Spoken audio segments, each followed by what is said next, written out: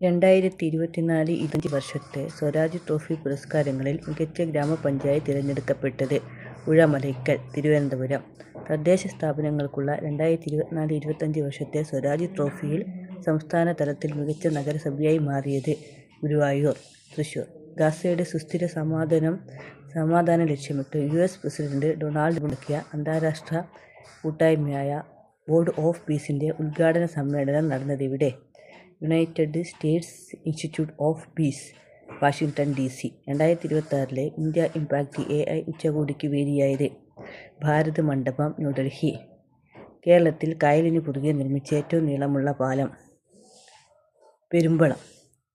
ദുർഘട മേഖലയിൽ സമഗ്ര ആരോഗ്യ പരിരക്ഷ ഉറപ്പാക്കാനായി സംസ്ഥാനത്തെ ആദ്യ ട്രൈബൽ മൾട്ടിപർപ്പസ് സെന്റർ ആരംഭിച്ചതെവിടെ? Valamthode tribal hub, Malappuram. 2026 Qatar open tennis പുരുഷ കിരീട ജേതാവ് കാർലോസ് അൽക്കരാസ്. പൊതുമേഖലാ സ്ഥാപനമായ മലബാർ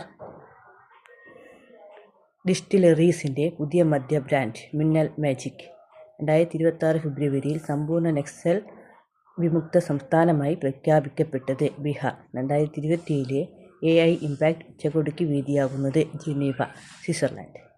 അന്താരാഷ്ട്ര വനിതാ ക്രിക്കറ്റിൽ ഏറ്റവും കൂടുതൽ മത്സരങ്ങൾ കളിച്ച താരം എന്ന റെക്കോർഡിന് ഉടമയായ ഇന്ത്യൻ താരം ഹർമൻ പ്രീത് കൗർ.